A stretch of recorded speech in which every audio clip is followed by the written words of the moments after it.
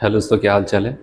आज लोग यहाँ पर एनसीईआरटी की बुक से सोल्यूशन नाम का जो चैप्टर है उसको पढ़ने वाले हैं, जो कि 12th का फर्स्ट चैप्टर का यहाँ पर चैप्टर है ये सॉल्यूशंस। उसको हम लोग पूरा एनसीईआरटी से कवर करने वाले हैं, जिससे कि हम क्या कर जाएंगे यहाँ पर एनसीईआरटी में। आखिर जो सब कहते हैं कि एनसीईआरटी हमें पढ़ना है, अगर कोई हमें एनसीईआरटी पढ़ा दे तो मैं आपको यहाँ पर फिजिकल के जो भी टॉपिक्स हैं उनको, ऑर्गेनिक इनऑर्गेनिक जो भी है वो सारी एनसीईआरटी से ही पढ़ी जाती है।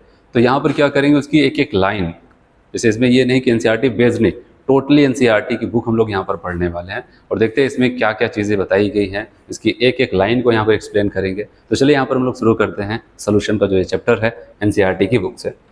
तो देखो, सबसे पहले अगर हम इस चैप्टर में आते हैं तो इस चैप्टर में आपको सबसे पहले एनसीईआरटी में क्या लिखता है, तो हम सबसे ऊपर इस चैप्टर की शुरुआत में कहता है almost all process in body occur in some kind of liquid solution. कह रहे हैं कि बॉडी के अंदर जो भी यहाँ पर कोई भी प्रोसेस हो रहा है उसमें कहीं ना कहीं क्या हो जाता है, किसी लिक्विड सोल्यूशन का ही इन्वॉल्वमेंट होता है। ठीक है। और अगर हम लोग आते हैं यहाँ पर सोल्यूशन, तो सोल्यूशंस के बारे में आपकी बुक में स्टेप बाय स्टेप जैसे बताता है मैं सबको बताता जाऊंगा, फिर जहाँ पर इसकी डेफिनेशंस बताएगा उसको बताऊंगा। हाँ, यहाँ पर सबसे पहले अगर हम बात करते हैं यहाँ पर ऑब्जेक्टिव्स में, कह रहे हैं अगर आप इस चैप्टर्स को पढ़ लोगे तो आप क्या क्या चीज़ें यहाँ पर सीख जाओगे। तो सबसे पहले कहता है कि after studying this unit of you will able to, आप डिस्क्राइब कर सकते हो, describe the formation of different type of solutions. Type of solutions की बात आएगी तो हम उसको सीख पाएंगे अगर इस चैप्टर हम लोग पढ़ लेते हैं तो। और साथ ही साथ कह रहा है कि यहाँ पर express concentration of the solution in different unit. हम कंसंट्रेशन को इस चैप्टर में देखेंगे, शुरुआत इसी से ही होगी। डिफरेंट डिफरेंट टाइप के कंसंट्रेशन को बताने का तरीका सीखेंगे, अगर ये चैप्टर पढ़ लेंगे तो ये भी हो जाएगा। फिर इसके बाद कहता है state and explanation, Henry's law पढ़ेंगे इस चैप्टर्स में हम लोग, राउड्स लॉ को भी पढ़ेंगे। डिस्टिंग्विश बिटवीन आइडियल और नॉन आइडियल सोल्यूशन को कैसे वहां पर हम देख पाएंगे कि कौन आइडियल होगा कौन नॉन आइडियल होगा, ये सारी चीजें यहाँ पर देखेंगे। फिर बताएगा explain deviation of a real solution from Raoult's law. Raoult law से कैसे कोई रियल सोल्यूशन डेविएट करेगा, उसमें हम पॉजिटिव डेविएशन नेगेटिव डेविएशन की बात करेंगे। फिर इसके बाद यहाँ पर बताया गया है जो इसका बहुत इंपॉर्टेंट जोन होता है, colligative properties of the solution correlated with the molar masses and the solutes.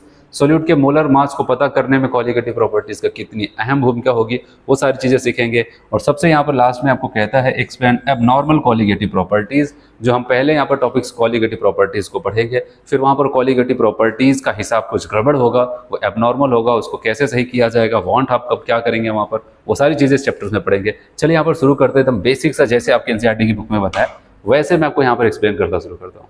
चलो, सबसे पहले यहाँ पर आपको बता रहे हैं कि आज के टाइम पे, ठीक है, हम अगर एक प्योर सब्सटेंस की कामना करें तो प्योर सब्सटेंस से बहुत ही रेयरली चांसेस होगा कि आपको मिले। कोई भी चीज़ अपने प्योर फॉर्म में कम मिलने के चांसेस होता है।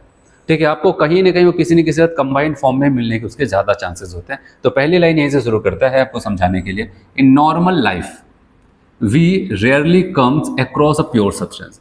हम बहुत ही कम ऐसे चांसेस होते हैं हम किसी प्योर सब्सटेंस के संपर्क में आए। जैसे आप कहते हैं कि वाटर है, प्योर वाटर है, आपको पता है अगर वाटर भी हम लोग लेते हैं तो उसमें कुछ ना कुछ वहां पर क्या बोलते हैं कि सॉल्ट वगैरह डिजोल्व तो होता ही होता है। इसलिए कहता है कि बहुत रेयर चांसेस होता है कोई एक 100% प्योर सब्सटेंस हमें मिले।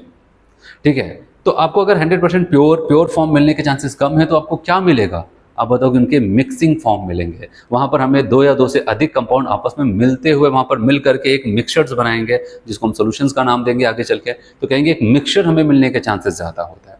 और आपकी बुक में कहता है कि वो मिक्सचर में कैसे कैसे किसका किसका कितना रेशियो इन्वॉल्व है, उस बात पे भी डिपेंड करेगा वो सब्सटेंस का नेचर कैसा होगा, वो फाइनल सोल्यूशन और फिर जो भी हमारा मिक्सचर है उसका व्यवहार कैसा होगा, वो तो डिपेंड करेगा जितने लोग मिलके बनाए हैं उसमें किसकी मात्रा ज़्यादा किसकी मात्रा कम, कैसा कंपोजिशंस है, तो वो सारी चीज़ें वहाँ पर डिसाइड होंगे। चलिए इनकी लाइन पढ़ते हैं।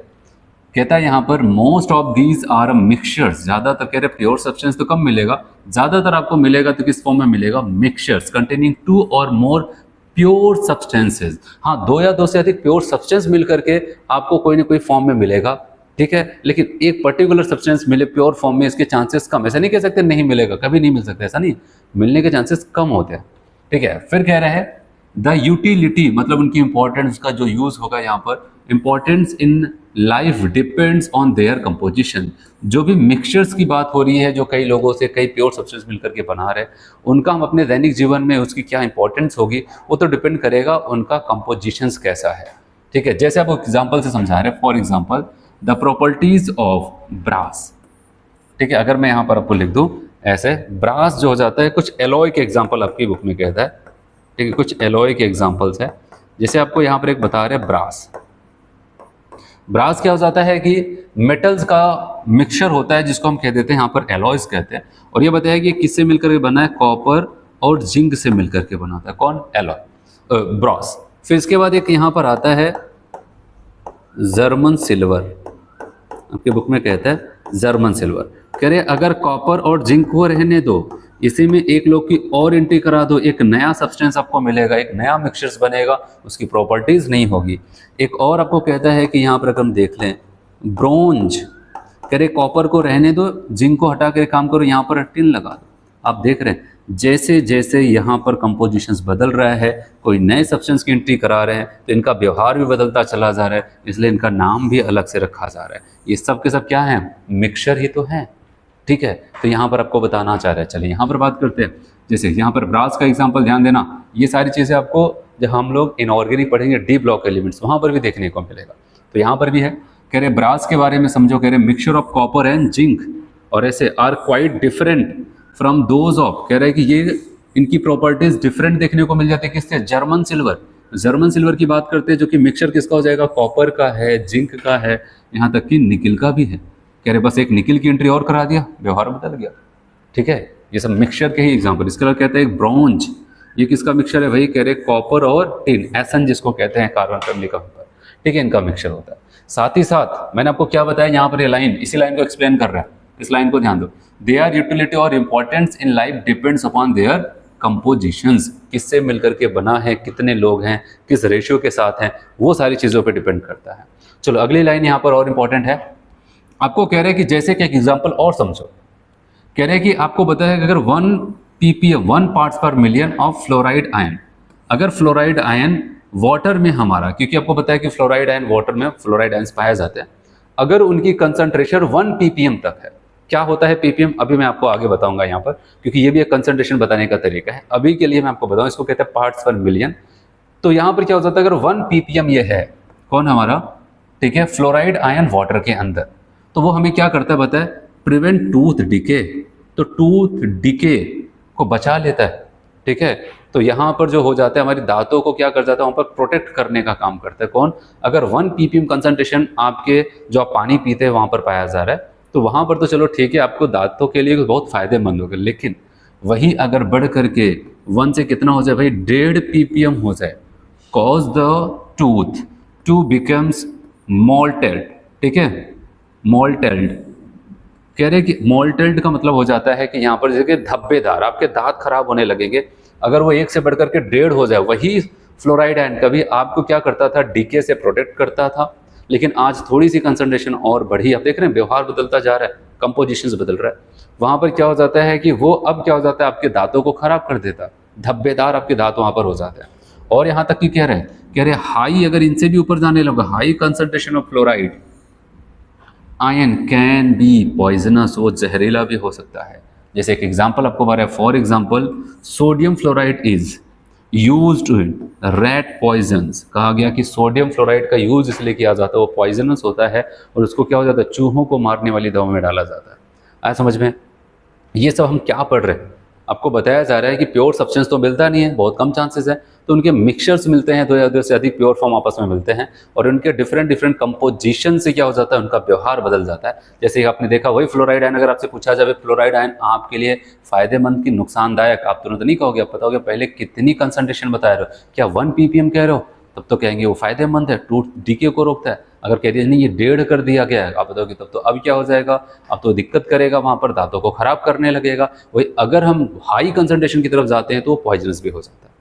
ठीक है, बताया गया यहाँ तक। और एक और एग्जाम्पल कह रहे हैं, intravenous injections are always dissolve in water containing salt at a particular ionic concentrations that match with blood plasma concentrations and so on. कह रहे हैं कि अगर हम बात करते हैं जो इंट्रावेनस, जो नसों में इंजेक्शंस लगाई जाती है वेंस वगैरह में, ठीक है, और या फिर जो हम लोग क्या कहते हैं वहाँ पर आईवी वगैरह चढ़ाते हैं, जो फ्लूइड वगैरह चढ़ाया जाता है, कहते हैं ग्लूकोज चढ़ाया जा रहा है। ठीक है, अगर उनकी बात करते हैं तो उनको वैसा नहीं कि जो भी मन करे वो भर करके चढ़ा दो। जो हमारे ब्लड के अंदर कंसंट्रेशन है वही सेम कंसंट्रेशन क्या हो जाता है उस ग्लूकोज जिसको हम कहते हैं वहाँ पर जो हमारा आईवी है, ठीक है, इंट्रावेनस फ्लूइड वगैरह जो भी है वहाँ पर, तो उन सब में क्या हो जाता है, वही सेम कंसंट्रेशन होगा तभी चढ़ाते हैं। नहीं तो अभी इस चैप्टर में हम लोग पढ़ेंगे जब ऑस्मोसिस में आपको पढ़ाऊंगा, अगर ज़्यादा कंसंट्रेट कर दिया तब क्या दिक्कत आ जाएगी, बहुत डाइल्यूट कर दिया तो दिक्कत आ जाएगी। ये सारी चीज़ें आपकी बुक में कहीं ना कहीं लिखी गई। तो ये सारी चीज़ें जो हो जाती है आपको यहाँ पर बताया गया, ये सब के सब क्या है, कोई ना कोई मिक्सचर ही तो है। चलो अब इस चैप्टर की तरफ आपको खींचता जा रहा है, अभी तो बस इंट्रोडक्शन है, अभी एक भूमिका बना रहे कि क्या है। कह रहे in this unit we will consider mostly liquid solution. Solution के भी मैं आपको टाइप्स बताऊंगा, टोटल 9 टाइप्स के सोल्यूशन हम बनाना चाहे तो बना सकते हैं, लेकिन इसमें से ज़्यादातर जो हमारे सोल्यूशंस होंगे लिक्विड सोल्यूशंस के चांसेस ज़्यादा रहेंगे। उस चैप्टर में आपको वही मिलेगा।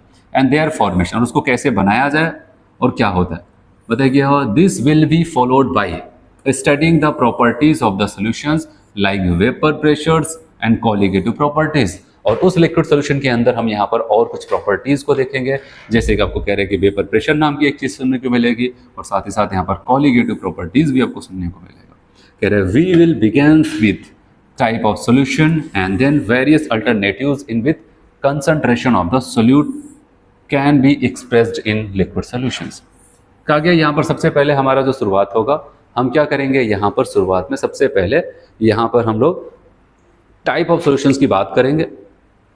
उसके बाद पहला जो इसका होगा यहाँ पर हो जाएगा हम लोग का कंसंट्रेशन ऑफ सॉल्यूशंस। तो ऐसे इसको देखने वाले।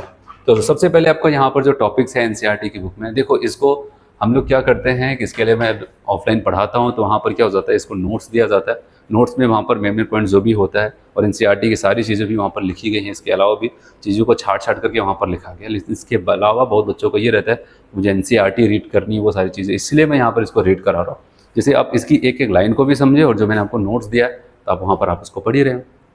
चलिए आते हैं यहाँ पर type of solutions. Type of solution तो हम पढ़ें, लेकिन पहले सही से सॉल्यूशन की डेफिनेशंस तो मिले।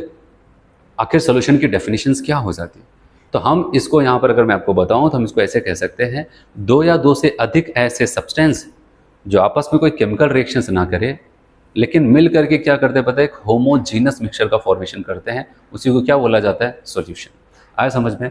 जैसे कि अगर मैं आपको यहाँ पर समझाऊँ कि अगर हम यहाँ पर मान लेते हैं हमारे पास यहाँ पर कोई एक मिक्सचर है, ठीक है, इसको हमने बनाया है ए और बी, इन दोनों को मिला, ये आपस में कोई केमिकल रिएक्शंस नहीं करेंगे कि यहाँ पर कोई बॉन्ड तोड़े फिर बॉन्ड जोड़े, ऐसा कुछ नहीं होने वाला, कोई नया कंपाउंड्स बनाए, ऐसा नहीं, ये आपस में बस यहाँ पर घुल जाएंगे, ठीक है। लेकिन याद रहे ये जो भी मिक्सचर्स बनेगा वो कैसा होना चाहिए, होमोजीनस मिक्सचर होना चाहिए। ये लाइन इंपॉर्टेंट है यहाँ पर। अब सवाल आता है ये होमोजेनस मिक्सचर्स का मतलब क्या होता है, ये होमोजेनस मिक्सचर्स का मतलब क्या हो जाता है। तो याद रखना कि ए और बी मिल करके क्या कर रहे हैं, इस सोल्यूशन को बना रहे हैं। और याद रखना यहाँ पर ए और बी का जो रेशियो होगा पूरे थ्रू आउट द सोल्यूशन में आपको सेम दिखना चाहिए। जैसे कहते हैं ना, अगर हम चीनी और पानी का मिक्सचर्स बनाए, एक सोल्यूशन बनाए, एक शरबत बनाए, ऐसा ना हो कि पता चले ऊपर से अगर सरफेस से कोई इसको पी रहा है, सरफेस वाले जोन से उसको निकाल करके फिर उसको कम स्वाद मिल रहा है, और अगर नीचे से गहराई में जाकर के वहाँ से अगर वो उठाता है तो उस शरबत को ज़्यादा मीठा लगे, तो उसका मतलब ये होमोजीनस नहीं बन पाए। होमोजीनस का मतलब यहाँ पर आ जाता है कि पूरे सोल्यूशन में यहाँ यहाँ यहाँ यहाँ कहीं पर भी ए और बी का रेशियो जो था वो सेम आपको देखने को मिले। ऐसा नहीं यहाँ पर नीचे ए और बी का रेशियो कुछ और है, ऊपर कुछ और है, मिडिल में कुछ, ऐसा नहीं, तब उसको भी होमोजीनस नहीं बोलेंगे। तो होमोजीनस का मतलब क्या हो जाता है, same compositions through out the solution. तो ये होता है होमोजीनस मिक्सचर। एक बार फिर से डेफिनेशंस। अब बताओ कि दो या दो से अधिक कंपोनेंट जब आपस में मिल करके एक होमोजेनस मिक्सचर्स का फॉर्मेशन करते हैं, उसी को सोल्यूशन कहा जाता है, ठीक है। और यहीं पर मैं आपको कुछ बातें और बता दूं कि अगर यहाँ पर केवल दो कंपोनेंट्स मिलकर बने हैं, दो कंपोनेंट जैसे ए और बी, दो ही लोग तो हुए, दो सब्सटेंस ही मिलकर के सोल्यूशंस को बना रहा है, इसको हम यहाँ पर नाम दे देते हैं बाइनरी सोल्यूशन। Binary solution. ऐसे क्रम से आपको पता है, अगर यहाँ पर तीन लोग होते तो, ठीक है, अगर यहाँ पर तीन कंपोनेंट मान लेते, ए भी है, बी भी लाया, एक और लाया, ठीक है, इनको मिला दिया, तो इनको ऐसा नाम हम लोग दे सकते हैं क्या, टर्शियरी सॉल्यूशन। और कल को आपने कहा कि चलो ये काम करते, अब तीन आ गए, एक और मिला देते हैं, ठीक है, ए फिर बी, सी और डी। अगर ऐसे आ जाते हैं, अब इसको हम कहते हैं यहाँ पर क्वाटर्नरी सोल्यूशन। मतलब जितने कंपोनेंट उसके नाम पे वहाँ पर सॉल्यूशंस को हम जान सकते हैं। लेकिन जो हम लोग को यहाँ पर मेनली पढ़ना है, जो हमारे सिलेबस में है, वो कौन सा है, बाइनरी सॉल्यूशंस है। चलिए देखते हैं इनकी लाइनें क्या क्या लिखता है यहाँ पर, उसको समझते हैं, ठीक है। अच्छा, यहीं पे एक लाइन और बता दो तो फिर रेड कराता हूँ, क्योंकि जो भी चीज़ें हम पढ़ते हैं, अगर यहाँ पर पहले वर्ड देख लेते हैं फिर रीड करेंगे तो आपको वो लाइनें और अच्छे समझ में आएंगी। अगर मैं आपको यहाँ पर बताऊँ, अगर हम कोई सोल्यूशंस बनाते हैं, सोल्यूशन में मेनली हम लोग फोकस बाइनरी सोल्यूशन पे करें चाहे किसी पे करें, सोल्यूशंस में ज़्यादातर ये देखा गया है जनरली ये देखा गया है जो सब्सटेंस लेसर अमाउंट में होते हैं, ठीक है, आप बताओगे जो क्या हो जाते हैं, लेसर अमाउंट में होता है, उसको हम क्या बोलते हैं पता है, जनरली मैं कह रहा हूं, उसको हम सोल्यूट कहते हैं। और जो लार्जर अमाउंट में हो जाता है, क्या हो जाता है, लार्जर अमाउंट में हो जाता है, लार्जर अमाउंट में उसको हम क्या बोलते हैं यहाँ पर, सॉल्व। ठीक है, ये आपको पता है, लेकिन यहाँ पर याद रखना आपकी बुक में साफ साफ लिखता है, ऑलवेज नहीं लिख रहा है, जनरली लिख रहा है। ठीक है, तो ये चीज़ आपको वहाँ पर ध्यान देना। अब चलो अब इसको रीड करते हैं, फिर और जो भी चीज़ें उसको भी समझाता हूँ। क्या गया कि सोल्यूशन आर होमोजेनस मिक्सचर्स, किसका होता है, टू और more than two components. Solution हो जाते हैं एक होमोजेनस मिक्सचर्स होते हैं। बताया गया by homogeneous mixture we means that its compositions and properties are uniform, इसका कंपोजिशन और properties uniform throughout the mixture. ये लाइन इंपॉर्टेंट है कि होमोजेनस का मतलब जिसको नहीं पता है तो यह ध्यान देगा कि होमोजेनस का मतलब हो जाता है कि यहाँ पर यूनिफॉर्म्स होना चाहिए, कंपोजिशन एंड प्रॉपर्टीज उनका जो यहाँ पर ए और बी का जैसे रेशियो और इनकी प्रॉपर्टीज पूरे सोल्यूशन में यूनिफॉर्म होनी चाहिए। ठीक है, फिर आपको यहाँ पर बताता है generally the components that is present in larger amount, बड़ी मात्रा में जो पाया जाता है quantity, is known as, generally वहाँ पर बताया गया सॉल्वेंट। सॉल्वेंट डिटरमाइंड्स, ये लाइन इंपॉर्टेंट है यहाँ पर, आप ऐसा कह सकते हैं, ये चीज़ आपको यहाँ पर ध्यान देना है। सॉल्वेंट ही डिसाइड करेगा कि हमारा सोल्यूशन किस फिजिकल स्टेट के साथ होगा। Solvents determine the physical state in which solution exist. ठीक है, सॉल्वेंट ही डिसाइड करेगा कि हमारा फाइनल सोल्यूशन जो बनेगा, जो दो या दो से अधिक कंपोनेंट से मिलकर के बना है, वो किस नेचर का होगा, मतलब उसका फिजिकल स्टेट क्या होगा, लिक्विड में होगा, सॉलिड में होगा कि गैस में होगा, वो कौन डिसाइड करे, सॉल्वेंट। इसलिए एक लाइन यहाँ पर और चीज़ याद रखना, ये ऑलवेज ट्रू होगा कि फिजिकल स्टेट सॉल्वेंट का और सोल्यूशन का ऑलवेज सेम होगा। ठीक है, इसीलिए कहा जाता है कि सोल्यूशन का फिजिकल स्टेट कैसा होगा वो डिपेंड करेगा सॉल्वेंट की फिजिकल स्टेट पे। फिर बताया गया one or more components present in the solutions other than solvent. अगर सॉल्वेंट के अलावा जितने और भी कंपोनेंट, मैंने कहा कि दो ही हो सकता है, अगर इसमें से एक सॉल्वेंट हो गया दूसरा सॉल्यूट हो जाएगा। अगर एक से ज़्यादा है तो उसमें से अगर हमने देख लिया, पहले देखते हैं सॉल्वेंट को अगर डिसाइड कर लिया, उसके बाद जो भी बचे होंगे चाहे 2 4 6 जितने भी लोग होंगे सबके सब किस कैटेगरी में आ जाते हैं, सॉल्यूट। वही लाइन बताया गया यहाँ पर, फिर से बताओ, one or more components present in the solution other than solvent are called, क्या बोलते हैं इसको, सॉल्यूट कहते हैं। In this unit we shall consider only binary solution, हमारा जो स्टडी होगा यहाँ पर बाइनरी सोल्यूशन पे ही बेस्ड होगा। ठीक है, और बाइनरी सोल्यूशन का मतलब क्या होता है, यहाँ पर लिखता है ब्रैकेट में, consist of 2 component. Here each components may be solid, liquid और in gaseous state and are summarized in table. बताइए कोई भी कंपोनेंट्स यहाँ पर हमारा चाहे सॉल्यूट हो चाहे सॉल्वेंट हो, वो लिक्विड, सॉलिड, गैस कुछ भी हो सकता है।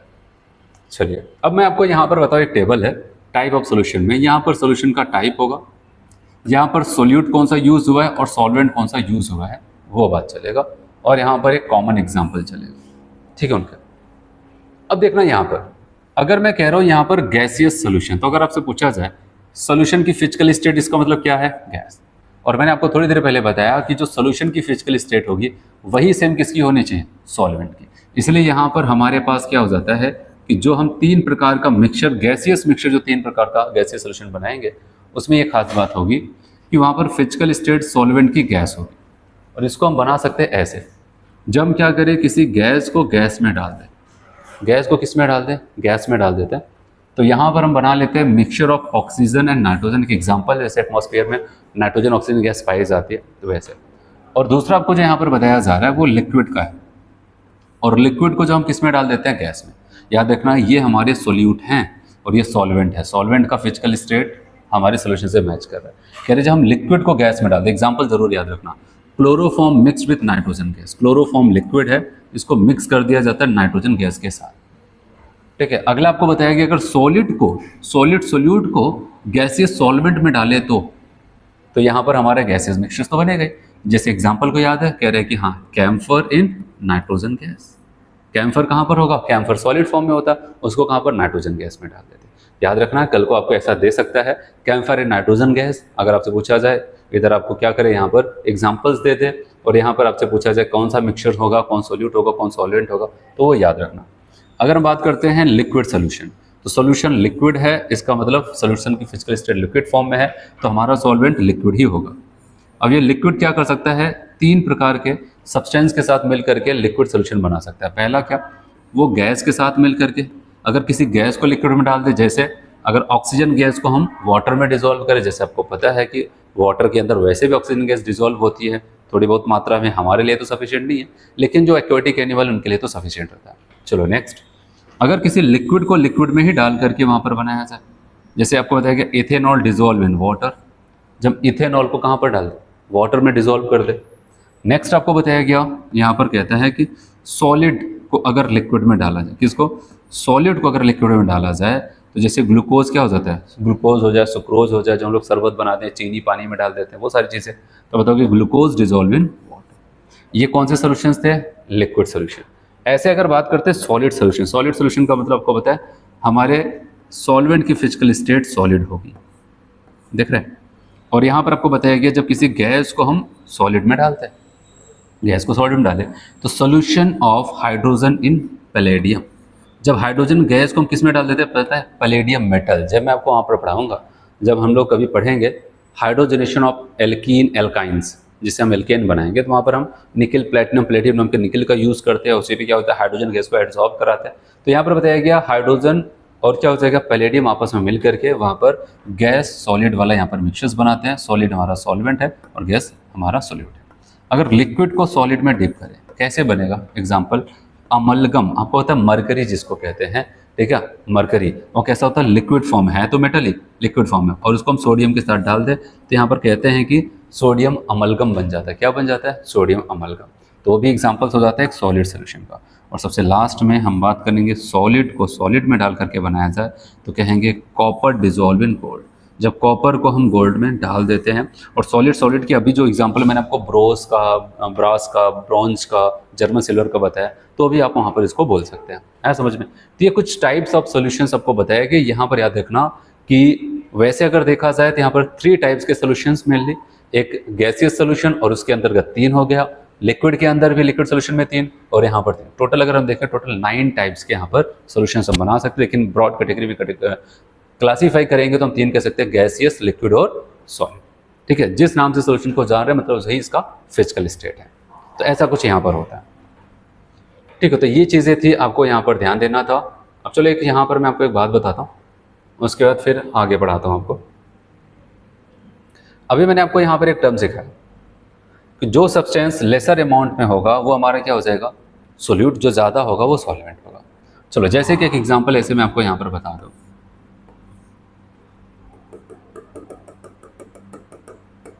मान लेते हैं हमारे पास क्या हो जाता है 60% शुगर का सोल्यूशन है। शुगर मतलब चीनी, आप ऐसे नॉर्मली मान सकते हैं इसको ये, और इसमें हमने 40% क्या डाल दिया है, वाटर,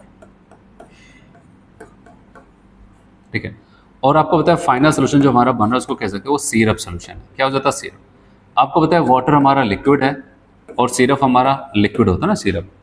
अब इस कंडीशन में से बोला जाए कि ये बताओ कौन हमारा सोल्यूट है, कौन सॉल्वेंट है। तो देखो यहाँ पर ये 60% है बाई अमाउंट्स के साथ, ये 40% है, लेकिन आपको पता है कौन हमारा सॉल्वेंट होगा, आप बताओगे ये हमारा सॉल्वेंट, तो आप कहेंगे अरे ये तो कम मात्रा में है, 40% है तभी इसको सॉल्वेंट कह रहे हैं। ये तो क्या हो जाता है 60% है, इसको बोलना चाहिए था, लेकिन मैं इसको कहूँगा नहीं ये हमारा सोल्यूट है।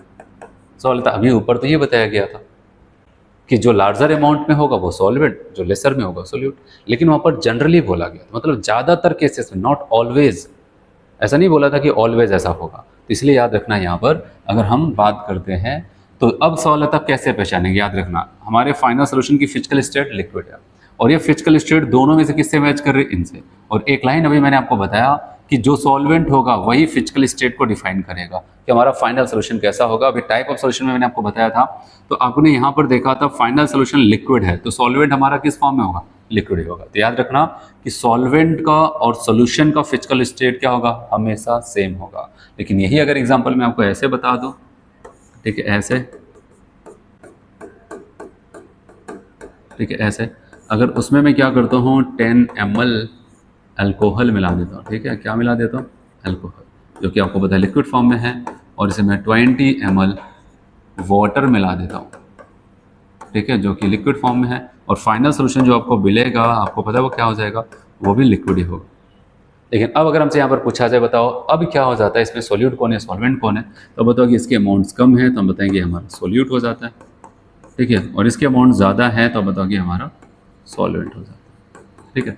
बस ऐसा बेसिक सा है जो आपको ध्यान देना, नहीं तो हम लोग को मेन पॉइंट्स पे ज़्यादा फोकस करना है। चलिए अब यहाँ पर सबसे पहले क्या हो जाता है, टाइप ऑफ सॉल्यूशन हमने यहाँ पर सोल्यूट सॉल्वेंट के बेसिस पे इसको देख लिया कि फाइनल सोल्यूशन की फिजिकल स्टेट कैसी कैसी हो सकती है, उस बेसिस पे देखा। अब इसका जो अगला जोन यहाँ पर होगा कि एक बड़ा डिस्कशन वाला टॉपिक चलता है। जैसे कि अगर मैं आपको कह दूँ कि अगर हम क्या करते हैं कि 1 लीटर पानी ले लें, उसमें क्या करते हैं 100 ग्राम चीनी डाल देते हैं, घोल दिया, और आपसे पूछा जाए कि बताओ ये डाइल्यूट सोल्यूशन है कि कंसनट्रेट। डाइल्यूट का मतलब एक हल्का सोल्यूशन के नाम पे बोला जाता है, कंसनट्रेट मतलब थोड़ा सा गाढ़े के लिए वहाँ पर ये टर्म यूज़ किया जाता है। लेकिन अगर आपसे यहाँ पर पूछा जाए कि हमने 1 लीटर पानी लिया, 100 ग्राम चीनी डाल दिया, अब अगर आपसे पूछा जाए बताओ ये डाइल्यूट है कि कंसनट्रेट। चलो जिसको मीठा थोड़ा सा कम पसंद होगा, हो सकता है उसको ज़्यादा मीठा लगेगा कि नहीं बहुत कंसनट्रेट है, बहुत मीठा सोल्यूशन, वो कहेगा नहीं तो बहुत कंसनट्रेट है। अच्छा, जिसको वहाँ पर क्या हो जाता है कि उसको लगे कि मीठा ज़्यादा पसंद है लेकिन उसको पिया उसको लगता है थोड़ा सा कम मीठा है, उसको कहेगा नहीं ये डाइल्यूट है, इसको अभी और कंसनट्रेट किया जा सकता है। तो ये जो एक बड़ा डिस्कशन का पॉइंट्स होता है, सब अपने हिसाब से डाइल्यूट और कंसनट्रेट कहते हैं। आपको क्या पसंद है उसके हिसाब से आप वहाँ पर बताते हैं, ठीक है, डाइल्यूट है कि कंसनट्रेट, कोई दूसरा क्या बताता है, लेकिन उससे हमारा काम नहीं चलने वाला। अब कंसंट्रेशन कितना है, कैसे है, इसको बताने के लिए बहुत सारे टर्म्स यूज़ किए गए हैं। सबका अपना अपना एक तरीका है, लेकिन हर कोई सॉल्यूशन में इसी बात को बताना चाहता है वो कितना गाढ़ा है, कितना हल्का है। तो उसके लिए कंसंट्रेशन को बताने के लिए डिफरेंट टर्म्स आपके एनसीईआरटी की बुक में लिखा गया है, आपके सिलेबस में है। अब उसी को देखने चलते हैं हम लोग। चलो सबसे पहले इनकी थ्योरी देखते हैं क्या बोलना चाहते हैं। एक्सप्रेसिंग कंसंट्रेशन ऑफ सॉल्यूशन, तो सबसे पहले बताया कि composition of solution can be describe by the expressing its concentration. बताया कि the latter can be expressed either qualitative और क्वांटिटेटिवली। कहा गया कि यहाँ पर अगर हम उस कंसंट्रेशन को बताना चाहें तो इसको क्वालिटेटिवली भी बता सकते हैं और क्वांटिटेटिवली। क्वालिटी के बेसिस पे बताते थोड़ा सा दिक्कत आ जाती है। क्वालिटी जैसे मैंने कहा कि आपको ज़्यादा मीठा पसंद है तो आप कहेंगे नहीं ये कम है, इसमें और चीनी डालो सोल्यूशंस में। और अगर किसी को क्या हो जाता है मीठा कम पसंद, कहता है नहीं बहुत ज़्यादा हो गया है तो सर पे चढ़ रहा है पीने के बाद, तो इसको कहते हैं वहाँ पर क्या हो जाता है कि क्वालिटेटिव तरीका होता है कि कंसंट्रेशन को बताने का। लेकिन क्वालिटेटिव में बड़ा उसमें क्या हो जाता है उलट फेर रहता है, सब अपने अपने हिसाब से बताते हैं। लेकिन अगर क्वांटिटेटिव की बात है, हिसाब बताओ कितने लीटर में कितना ग्राम लीटर, ठीक है, कितना है, क्या है, कैसे सोल्यूट कितना, सोल्वेंट कितना, किसका कितना मास है, कितना वॉल्यूम है, ये सारी चीज़ें इसको कहते हैं वहाँ पर क्वांटिटेटिव। मतलब वहाँ पर क्वांटिटी बताओ, क्वालिटी मत बताओ, तो उसकी बात आएगी। तो दो तरीका यहाँ पर बताया गया, एक क्वालिटेटिव हो सकता है जो कि थोड़ा सा बहुत यहाँ पर डिस्कशन का टॉपिक होता है, लेकिन दूसरा होगा क्वांटिटेटिव। फॉर एग्जाम्पल अगर हम क्वालिटेटिवली की बात करते हैं, we can say that the solution is dilute. मतलब कब डाइल्यूट बोल सकते, कहते हैं relatively very small quantity of solute. जब सोल्यूट की मात्रा कम थी तो हम क्वालिटेटिवली कहते हैं बहुत कम मात्रा है, यहाँ पे काम करते हो वहाँ पर इसकी क्वालिटी अच्छी नहीं, ये डाइल्यूट है। और it is concentrated relatively very large quantity of solute. अगर उसकी क्वांटिटी ज़्यादा है तो हम कहेंगे वहाँ पर ये कंसंट्रेट हो जाता है। लेकिन कहता है but in real life these kinds of descriptions can add to lots of the confusion and thus need for a कौन सा किसकी ज़रूरत पड़ी, क्वांटिटेटिव, एक हिसाब की ज़रूरत पड़ी, ठीक है, डिस्क्रिप्शन ऑफ द सोल्यूशन। कह रहे बहुत विचार की बात होगी, क्वालिटी नहीं, अब हमें एक हिसाब बताओ जिस हिसाब से हम समझ पाएँ कि हाँ क्या कितना है, हमें कौन सा लेना चाहिए, कितना करना चाहिए, ठीक है, कैसा सोल्यूशन सेलेक्ट करना है, उसकी बात आएगी। तो हम लोग पूरा जो डिस्कशन इस टॉपिक में पढ़ेंगे, जो हमारा यहाँ पर टॉपिक है कंसंट्रेशन वाला, हम किस पे फोकस करने वाले हैं, उसके क्वांटिटेटिव एनालिसिस, ठीक है, क्वांटिटेटिव। बताया गया there are several way in which we can describe the concentration of solution quantitatively, ठीक है, क्वांटिटी को बताने जा रहे हैं। पहला जो कंसंट्रेशन का टर्म्स आपको यहाँ पर बताया गया है आपकी बुक में, वह है मास परसेंटेज। क्या बताया गया, मास परसेंटेज, जिसको हम कहते हैं W/W वैसे लिख सकते हैं। कहा गया the mass percentage of a compound, mass percentage of compound of solution is defined as. अब जिसका भी मास परसेंटेज आपको देखना है, ठीक है, मास परसेंटेज का मतलब आपको बताएं यहाँ पर कितना मास है उसका, जिसकी आप परसेंटेज बताना चाहते हो, अपॉन टोटल मास इनटू 100।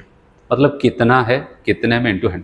जब भी परसेंटेज की बात आती है तो आपको पता है 100 के अंदर उसकी कितनी मात्रा है, इसकी बात हो रही है वहाँ पर। इसलिए याद रखना कि जब परसेंटेज की बात आएगी तो हमारे पास सिंपल सा डिस्कशन ये होगा कि किसी का भी, क्योंकि हमारे पास दो कंपोनेंट, एक सोल्यूट है और एक सॉल्वेंट है। अगर कभी पूछा जाए मास परसेंटेज सोल्यूट का बताओ, हम क्या करेंगे बताए, सोल्यूट का mass upon total mass, solvent नहीं, टोटल का मतलब क्या, सोल्यूट प्लस सॉल्वेंट, पूरे सोल्यूशन का मास इनटू 100। अगर कल को कोई बोले एक काम करो, चलो हमें सॉल्वेंट का मास परसेंटेज बताओ, हम कहेंगे एक काम करो तब सॉल्वेंट का मास अपॉन किसका, पूरे सोल्यूशन मास इनटू 100 करना पड़ता है। तो वही यहाँ पर हम पढ़ने जा रहे हैं। तो अगर कभी हमसे पूछा जाए मास परसेंटेज, कहा गया the mass percentage of a components of a solution is defined. जैसे मास परसेंटेज किसी भी कंपोनेंट का, किसी एक कंपोनेंट का देखना है तो क्या करेंगे, mass of the components in the solution, पूरे सोल्यूशन उसका कितना मास छुपा हुआ है, अपॉन टोटल मास ऑफ किसका, यहाँ पर याद रखना सोल्यूशन बोलेंगे इनटू 100। ऐसा कुछ हो जाता है। ठीक है, जैसे एग्जांपल के तौर पे अगर मैं आपको बताऊं, एक एग्जांपल आपके बुक में बताया गया कि अगर कहीं पर ऐसे लिख दिया गया, अगर ऐसे लिखता है, कहता है यहाँ पर ध्यान देना, अगर कहता है 10%, ठीक है, बाई वेट या फिर बाई मास, और कहता है यहाँ पर क्या हो जाएगा, ग्लूकोज, ठीक है, इन वाटर, अगर ऐसा लिख देता है, इसका मतलब हम क्या करेंगे, देखो यहाँ पर इसका मतलब, यहाँ पर इसका मतलब ये हो जाएगा, याद रखना कि हमारा 10 ग्राम ऑफ ग्लूकोज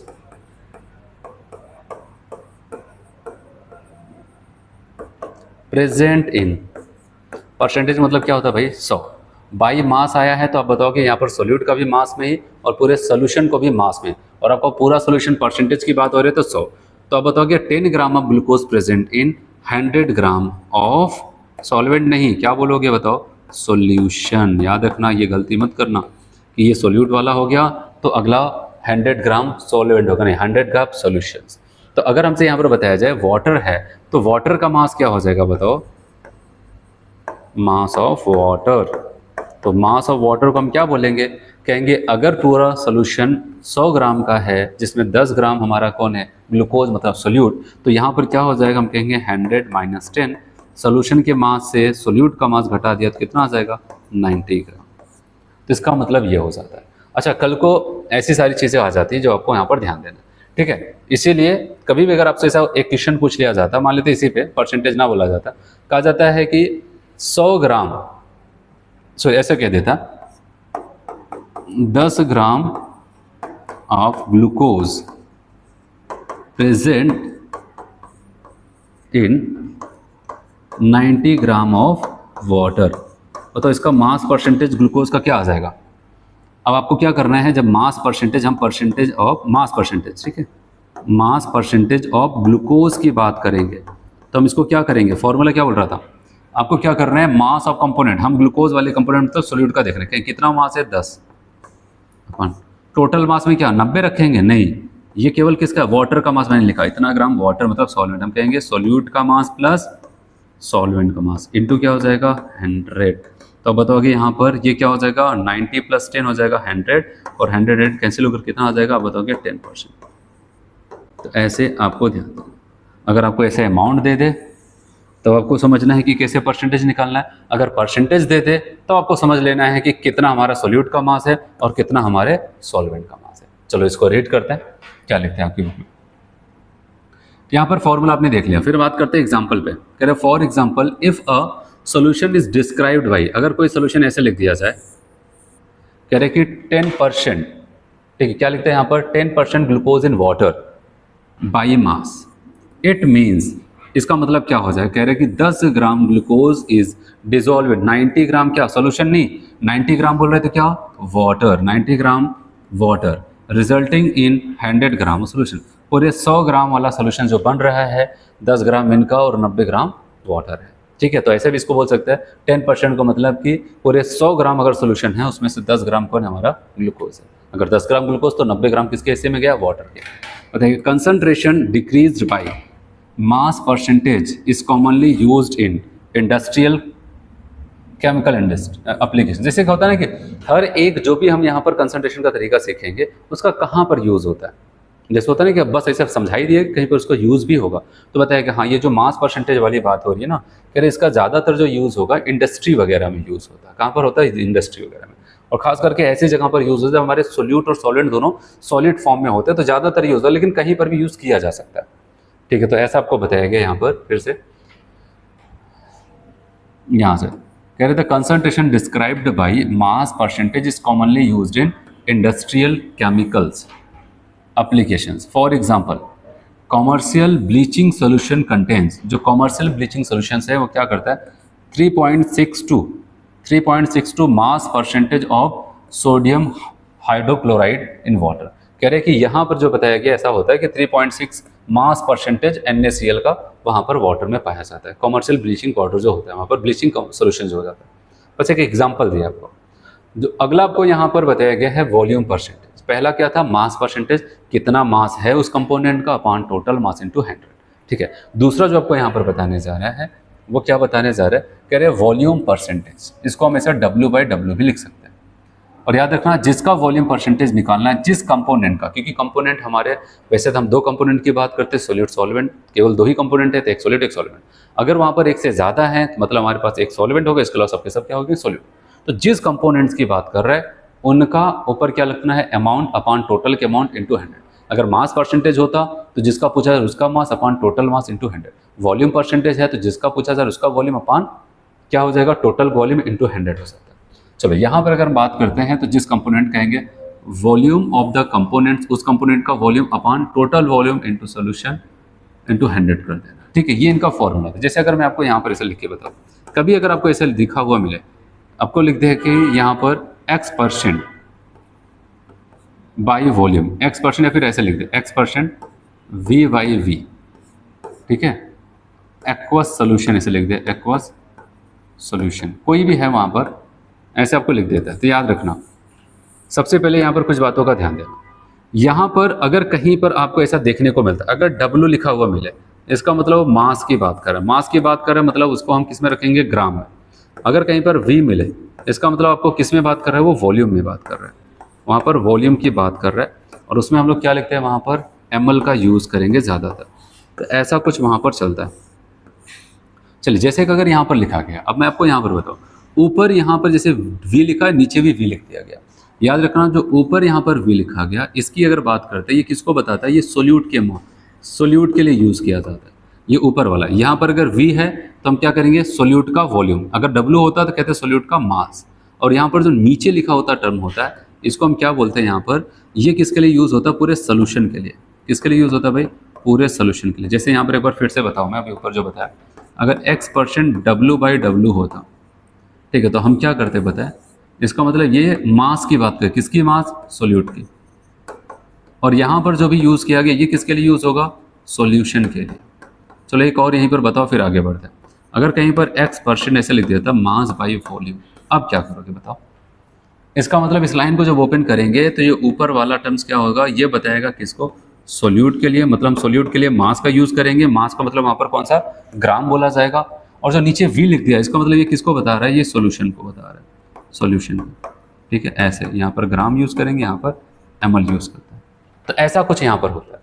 और याद रखना ये आगे जो नंबर होगा, ये नंबर किसके अमाउंट्स को बताएगा? सोल्यूट के, सोल्यूशन के। किसके आप बताओगे? ये सोल्यूट को बताएगा।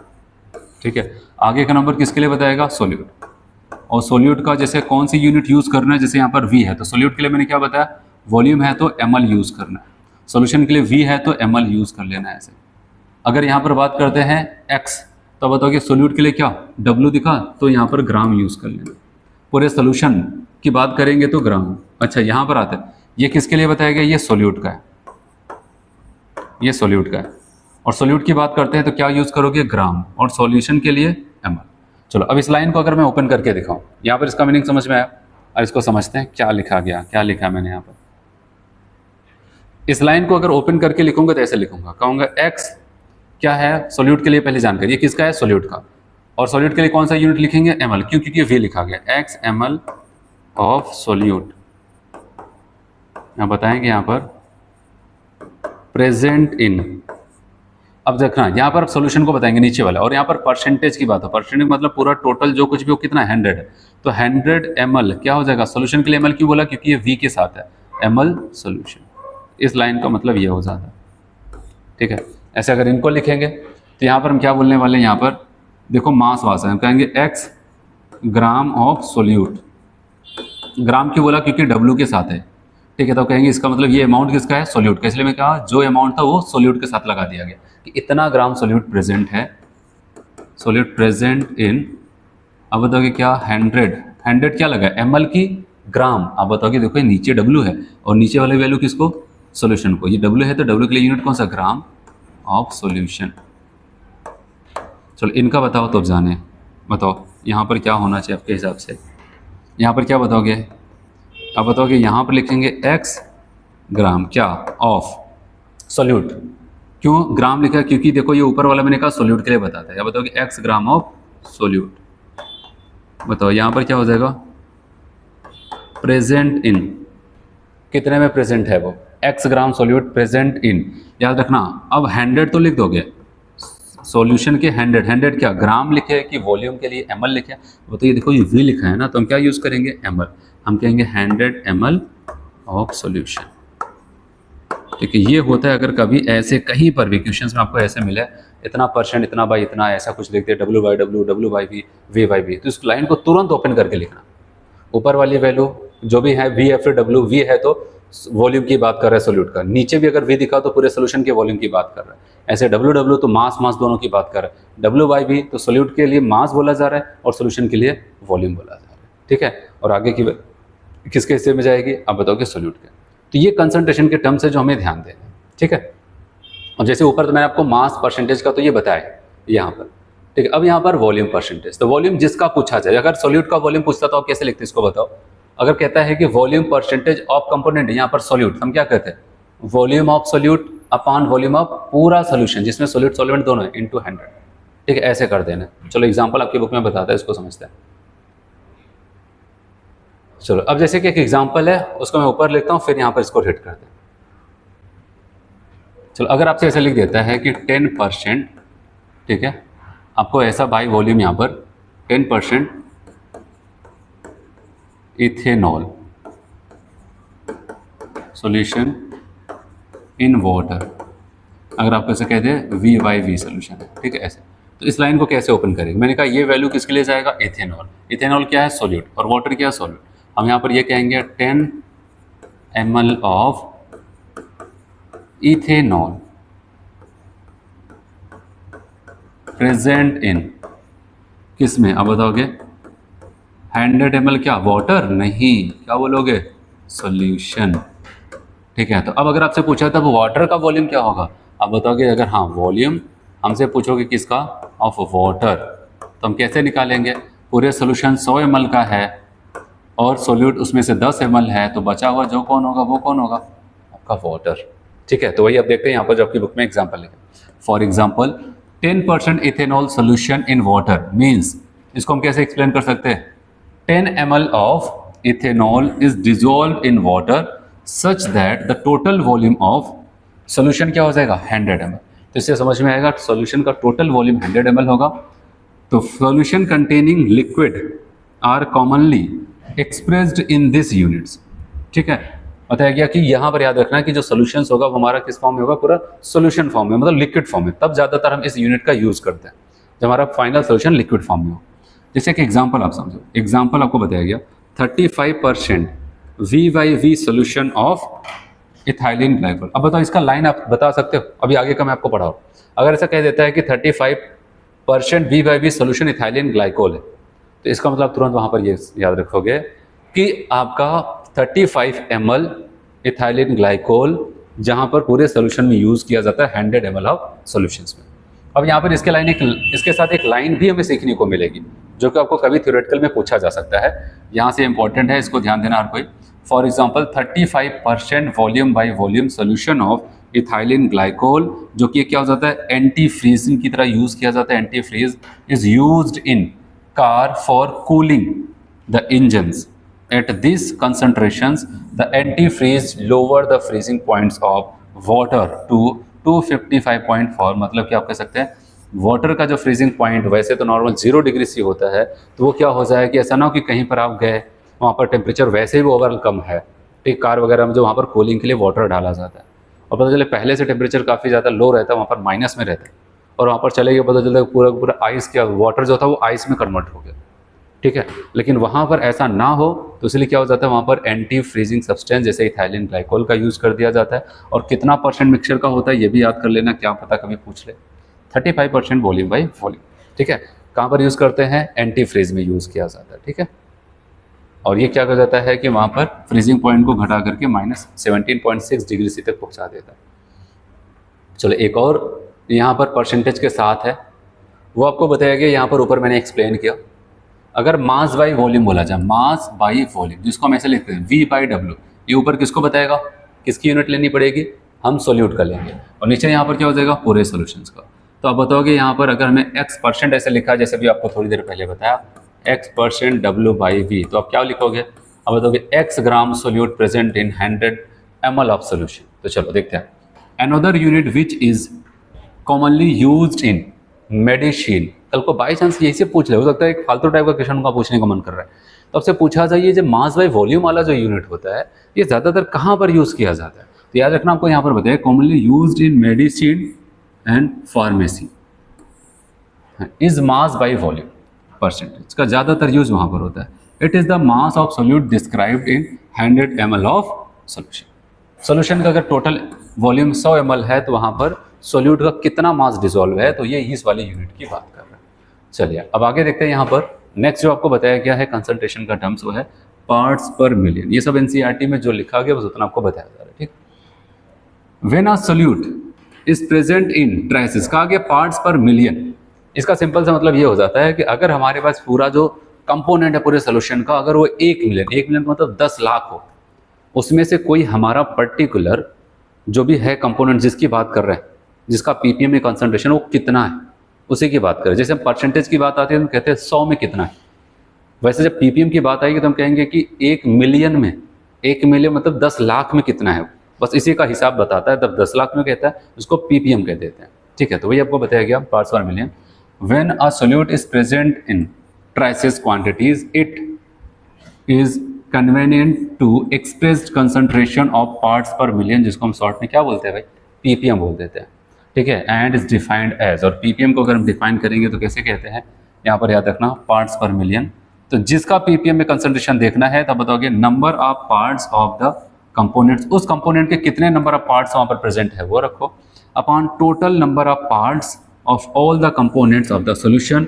और यहाँ पर इस बार 100 नहीं होगा, अगर आपको पता है यहाँ पर परसेंटेज होता है तो यहाँ पर कितना कर देते हैं हम लोग, मल्टीप्लाई करते हैं 100 से, लेकिन यहाँ पर मिलियन है तो 10 की पावर 6 का मतलब क्या हो जाता है, 1 मिलियन।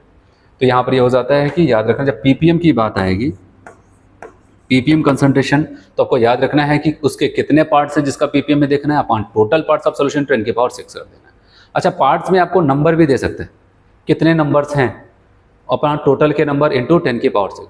अच्छा, आपको बताया गया यहाँ पर आगे कह रहे हैं कि आप यहाँ पर ऐसा नहीं केवल ही, आप चाहे तो यहाँ पर ये वाला भी टर्म्स यूज कर सकते हैं, मास बाई मास का भी टर्म्स यूज कर सकते हैं पीपीएम में बताने में, वॉल्यूम बाई वॉल्यूम का भी यूज कर सकते हैं, यहाँ तक कि मास अपॉन वॉल्यूम का भी टर्म यूज कर सकते हैं। इसका मतलब समझो, इसका मतलब यह है कि कल को अगर पीपीएम में बताना है, आपको सोल्यूट का अमाउंट मास में दिया गया और पूरे सोल्यूशन का या फिर सॉल्वेंट का भी अमाउंट मास में दिया था, हम इसको पीपीएम में बताएंगे तो कैसे, जैसे मान लेते हैं parts per million of solute बताना, हम कहेंगे mass of solute upon mass of solution into 10 की पावर 6। ऐसे अगर वॉल्यूम बाई वॉल्यूम के साथ बताना है पीपीएम को, कहेंगे volume of solute upon volume of पूरा सोल्यूशन का इंटू 10 की पावर 6। ऐसे अगर हमें क्या करना है, पीपीएम में सोल्यूट का मास बाई वॉल्यूम के साथ कंसंट्रेशन बताना है तो कहेंगे मास ऑफ किसका, सोल्यूट का, upon volume of total solution 10 की पावर 6। ये लाइन लिखी गई आपकी बुक में भी, नीचे रीड कराता हूँ। तो इसलिए याद रखना कि पीपीएम कंसंट्रेशन तब यूज़ किया जाता है जब हमारा सोल्यूट बहुत ट्रेसेस अमाउंट, मतलब बहुत ही माइन्यूट मात्रा में होता है। और ऐसा तब होता है, पता है कब, जब हम क्या करते हैं, वाटर के अंदर किसी पॉल्यूटेंट की क्या कर सकते हैं, कंसंट्रेशन को बताते हैं, एयर में किसी पॉल्यूटेंट का कंसंट्रेशन बताते हैं, तब ज़्यादातर पीपीएम का यूज़ किया जाता है। चलो आते हैं यहाँ पर देखते हैं कैसे। As in the case of percentage, जैसे कि परसेंटेज में हमने देखा कि हमें 3 टर्म्स मिले, कौन कौन सा, mass by mass, volume by volume और मास बाई वॉल्यूम। वैसे यहाँ पर कहता है concentration in parts per million can also expressed as a mass by mass, देख रहे हैं यहाँ पर क्या लिख रहा है, मास बाई मास, और क्या वॉल्यूम बाई वॉल्यूम, यहाँ तक ही कह रहे हैं एंड मास बाई वॉल्यूम, ये लाइन याद रखना। तो पीपीएम के साथ भी हम इन सब का टर्म्स यूज कर सकते हैं, ठीक है। सब कुछ परसेंटेज की तरह, परसेंटेज 100 में कितना है वो बताता था, पार्ट्स पर मिलियन बताता है कि 1 मिलियन में कितना है, बस यही है मेन पॉइंट्स। बताइए, जैसे आपको एक एग्जांपल बता रहा है, a litre of sea water which weight, जिसका वेट वहां पर सी वाटर का नापा गया वो 1030 इतना ग्राम है, contains about 6 × 10⁻³ gram dissolved oxygen O2। बताइए कि such a small concentration is also expressed as, इसको अगर लिखना चाहे तो हम लिख सकते हैं कि 5.8 ग्राम पर 10⁻⁶ मतलब मिलियन, या फिर इसको ऐसे लिख सकते हैं इतना 5.8 ppm। जैसे आप देखो इसका मतलब ये था, उन्होंने हमें क्या बताया यहाँ पर, अगर हम देखें कि इनका कहने का मतलब ये था पूरा जो वाटर था, सी वाटर जिसमें बहुत सारे कंपोनेंट्स हैं, उनका मास 1030 है, और यहाँ पर कोई एक सब्सटेंस है जो भी कंटेन, ठीक है, यहाँ पर इतना ग्राम कोई ऑक्सीजन लिया गया, ठीक है, इतना मास। तो पूछा अगर इसका पीपीएम निकालेंगे तो हम कैसे निकालेंगे, ऑक्सीजन का अगर निकाले जो एग्जांपल दे, हम कहेंगे इसका मास कितना है 6 × 10⁻³ अपॉन टोटल मास क्या करेंगे आपको बताया 6 × 10⁻³ प्लस 1030 इंटू क्या हो जाएगा 10⁻, अब बताओगे 6। जब इसको सॉल्व करते हैं 5.8 आता है, तो इसलिए हम क्या बोलते हैं यहाँ पर ऑक्सीजन की कंसंट्रेशन कितनी हो जाएगी 5.8 ppm। तो वही आपको बताना चाहता है कि आप देखें यहाँ पर इसका क्या रखा था मास, यहाँ पर टोटल क्या रख दिया सॉलिड प्लस सॉल्वेंट का मास, तो मास अपन मास के साथ भी बता सकते हैं, ठीक है। वाटर बताया कि the concentration of the pollutant in water, इसका कम यूज करते हैं पॉल्यूटेंट इन वाटर और atmosphere is often express in terms of micro, देख रहे हैं माइक्रोग्राम पर ml। इसका मतलब क्या हो जाता है पता है, अगर कोई सब्सटेंस, हम ज़्यादातर ऐसा यूज कब करते हैं कितने माइक्रोग्राम 1 ml में प्रेजेंट है ये बोले, या फिर हम क्या करते हैं इसका यूज करते हैं, या फिर यहाँ पर पीपीएम का यूज करते हैं पार्ट्स पर मिलियन।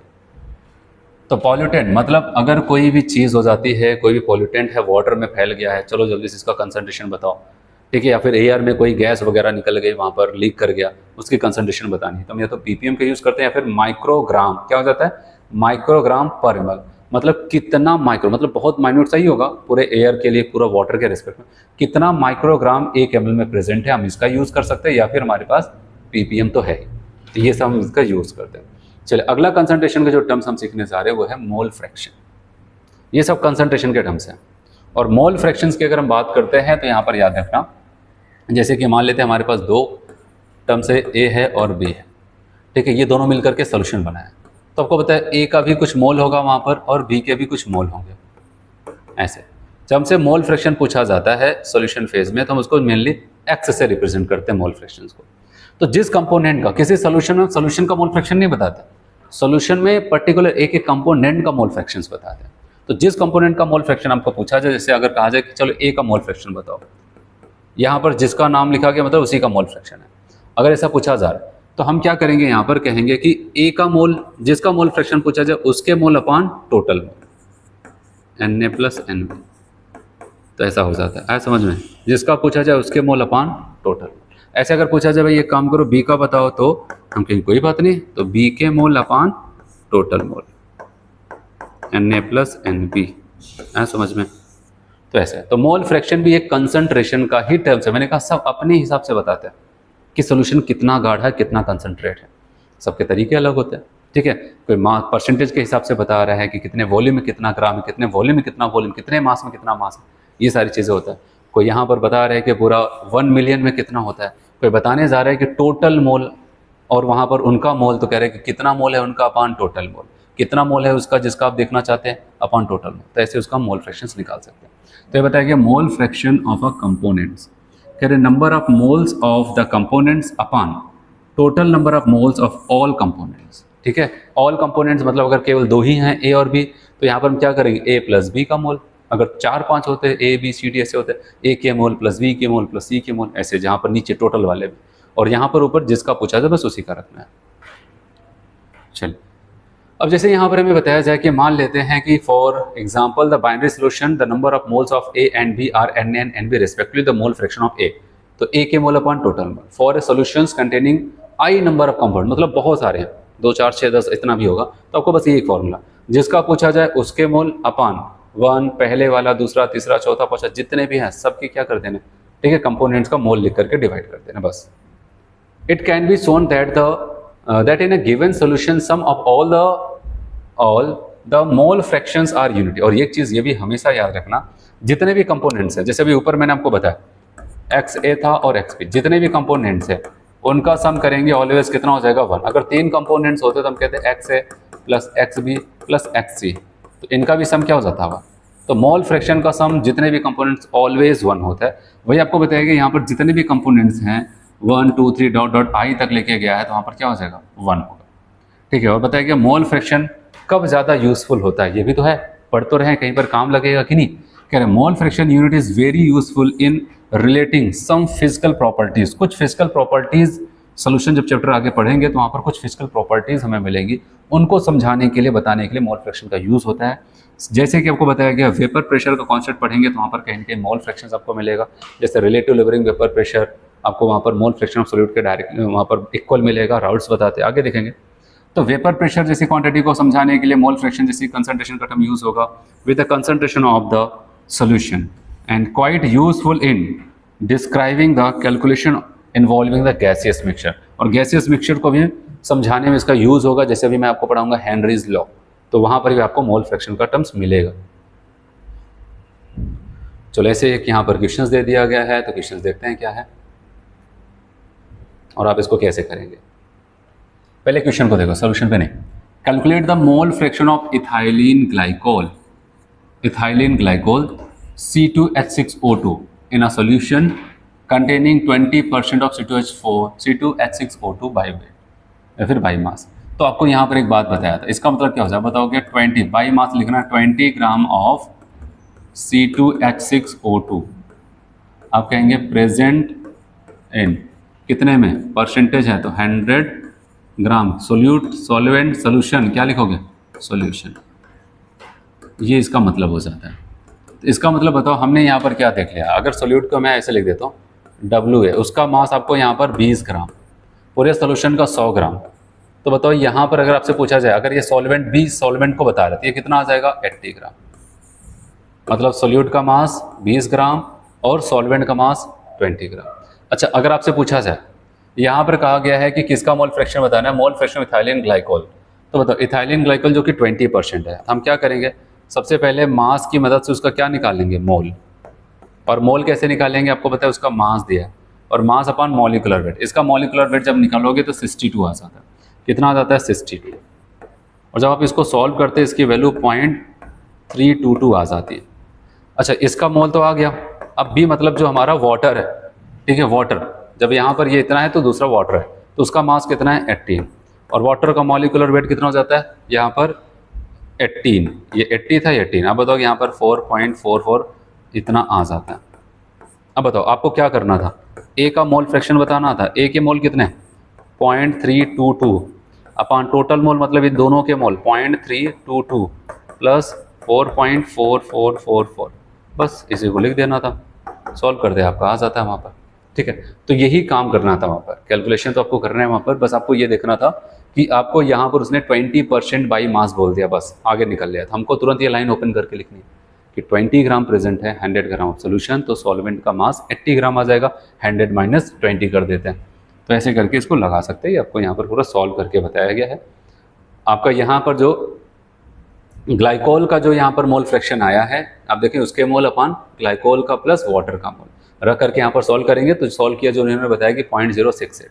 और आपको थोड़ी देर पहले मैंने आपको बताया कि अगर आप किसी एक कंपोनेंट का निकाल लिया, अगर वो बाइनरी कंपोनेंट है, एक का निकाल लिया, तो अगर आपसे दूसरे का पूछा जाए कि भाई अब एक्स बी बताओ, तो 1 माइनस एक्स ए कर लेते। क्यों, क्योंकि आपको पता है x A plus x B का सम क्या हो जाता है, 1, ठीक है। हम इसको ऐसे कर सकते हैं, तो इसीलिए अगर आपको ए पता चल गया 1 में से घटा दो, जैसे ए तो आ गया इतना, 1 में से घटा दो, जैसे यहाँ पर इन्होंने क्या किया, 1 माइनस इतना कर दिया 0.932 इतना आ जाता है। या फिर आपके पास वैसा भी है, वाटर का निकालना है तो वाटर के मोल अपॉन टोटल मोल, मतलब इथाइलिन ग्लाइकोल प्लस वाटर का, आप ऐसे भी निकाल सकते थे, वैल्यू वही आएगी, या फिर 1 माइनस कर देते तब भी वही सेम वैल्यू आती, ठीक है। तो ये हो गया यहाँ पर आपका कंसंट्रेशन का टर्म मोल फ्रैक्शन।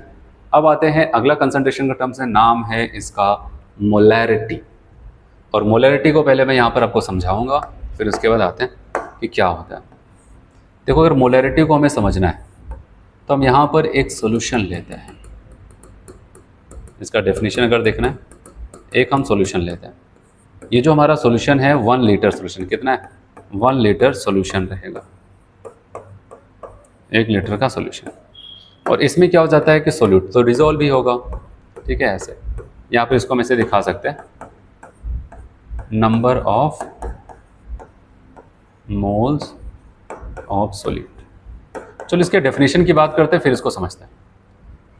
डेफिनेशंस का मतलब यहाँ पर ये हो जाता है कि कह रहे हैं कि अगर हम क्या करते हैं 1 लीटर का सोल्यूशन ले ले, क्या ले ले 1 लीटर सोल्यूशन ले, और 1 लीटर सोल्यूशन में सोल्यूट के जितने नंबर ऑफ मोल्स प्रेजेंट होंगे 1 लीटर सोल्यूशन में, उसी को हम क्या बोलते हैं, उसकी मोलैरिटी। जैसे अगर मैं कह दूं कि 1 लीटर में टोटल मुझे 6 मोल सोल्यूट के दिखे तो कितना मोलर सोल्यूशन पता है, 6 मोलर।